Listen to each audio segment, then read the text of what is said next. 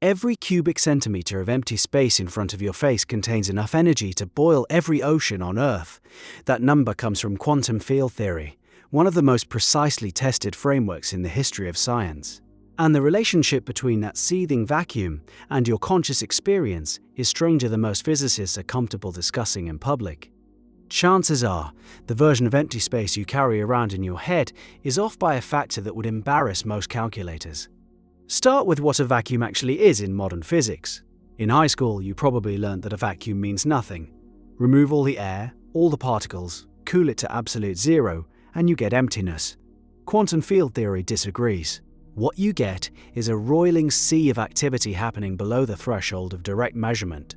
Fields, electron fields, photon fields, quark fields, permeate every point in the universe. They never turn off, even at absolute zero. These fields fluctuate.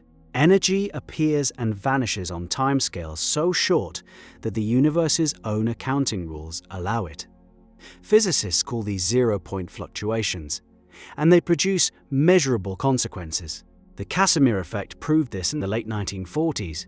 Place two uncharged metal plates a fraction of a millimeter apart in a vacuum. They attract each other. Nothing is pushing them together in the classical sense. The vacuum fluctuations between the plates have fewer possible wavelengths than the fluctuations outside. That imbalance creates a real physical force. You can measure it in a lab.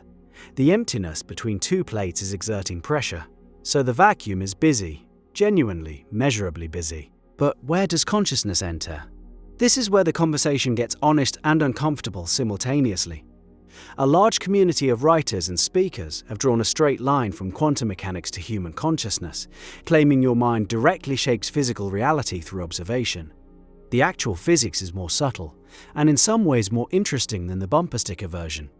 The measurement problem in quantum mechanics is real. Before measurement, quantum systems exist in superpositions, multiple states layered on top of each other. When a measurement occurs, the system collapses into a single definite state. For decades, physicists argued about what counts as a measurement. Eugene Wigner, a Nobel laureate, proposed in the 1960s that consciousness itself might be the trigger. The mind, in his framework, was the only thing capable of collapsing a quantum state into definite reality. Most physicists today reject Wigner's interpretation. Fair enough. The decoherence program, developed through the 1980s and 90s, showed that quantum systems lose their superpositions through interaction with their environment. No conscious observer required. A photon hitting a dust particle does the job. Your eyeball is optional, but decoherence solved one problem and quietly opened another. It explains why we see definite outcomes. It does not explain why we see this particular outcome instead of that one. The question of why one possibility becomes actual while others vanish remains open. And some serious physicists, not fringe figures, but researchers at Oxford, MIT, and the Perimeter Institute, argue that consciousness remains a legitimate variable in that gap. The integrated information theory developed by Giulio Tononi at the University of Wisconsin proposes that consciousness is a fundamental property of systems that integrate information in specific ways. Under this framework, consciousness has a mathematical structure measured in units called phi.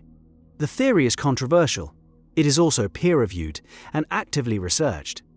If Tononi is even partially right, then conscious systems have a different relationship with information than unconscious ones. And information in quantum field theory is physical. It obeys conservation laws, it has thermodynamic weight. Here's where the vacuum re-enters the picture.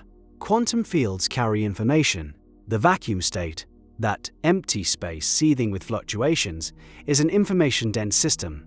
When a conscious observer interacts with a quantum system, something happens to the information in that system. Decoherence advocates say the environment handles it. Wigner's heirs say consciousness plays a role. The honest answer is that we have mathematical frameworks for both, and neither has been definitively ruled out by experiment. Roger Penrose and Stuart Hameroff propose something even more specific. Their orchestrated objective reduction model suggests that microtubules inside neurons exploit quantum coherence, and that consciousness arises when quantum superpositions in these structures reach a threshold and collapse according to the geometry of space-time itself. The model links consciousness directly to the fabric of space at the Planck scale. the smallest meaningful distance in physics, about 10 to the negative 35 meters. Critics called this impossible. Biological systems are too warm, too wet, too noisy for quantum coherence. Then, in 2014, researchers found quantum coherence in photosynthetic organisms operating at room temperature. The too warm objection lost some of its teeth. Quantum biology became a real field, and the question of whether brains exploit quantum effects shifted from laughable to genuinely open. So what does this mean for you, standing in a room you think is mostly empty? The air around you is a quantum field system. Every photon reaching your retina began as a fluctuation in the electromagnetic field. The electrons in your neurons are excitations in the electron field. You are made of fields interacting with fields. The boundary between you and empty space is a convenient fiction at the classical scale. At the quantum level, your body is a pattern of field excitations, continuous with the field excitations in the vacuum around you. Whether your consciousness plays an active role in shaping quantum outcomes remains genuinely unresolved. The responsible answer involves holding two truths at once. Mainstream physics functions perfectly well without invoking consciousness as a causal agent. And the hard problem of consciousness, why subjective experience exists at all, remains the single largest gap in our scientific understanding of reality. Those two facts coexist. The gap is real, and quantum field theory sits right at the edge of it. The vacuum energy problem makes this stranger still. When physicists calculate the energy density of the quantum vacuum using field theory, they get a number. When cosmologists measure the actual energy density of empty space through the accelerating expansion of the universe, they get a different number. The discrepancy is roughly a factor of 10 to the 120. That is the largest disagreement between theory and observation in the history of science. Something about empty space is profoundly misunderstood at the deepest level of physics. We know the vacuum is active. We know it has energy. We cannot explain why it has the specific energy it has. Into that gap, consciousness research keeps creeping. The Global Consciousness Project at Princeton collected data from random number generators around the world for over a decade, looking for statistical anomalies correlated with large-scale human attention events. The results showed small but persistent deviations from chance. The effect sizes are tiny. The methodology is debated.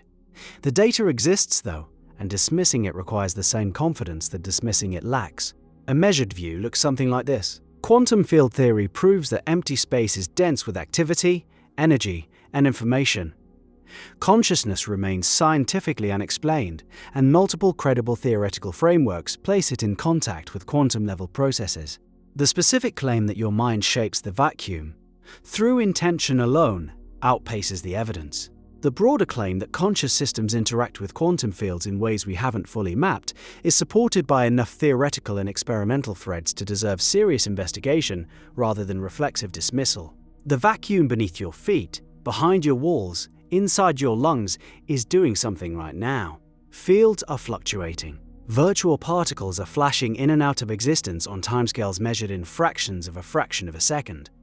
You are a temporary but spectacularly complex pattern in those same fields. And the one feature of your experience that physics cannot yet explain, the fact that it feels like something to be you, keeps showing up at the exact boundary where quantum mechanics meets its own limits. Penrose once said that a successful theory of quantum gravity would also need to be a theory of consciousness. If he's right, then understanding empty space and understanding awareness are the same problem wearing different lab coats. The vacuum is full. Your experience is real. And the bridge between them might be the last great question physics has left to answer.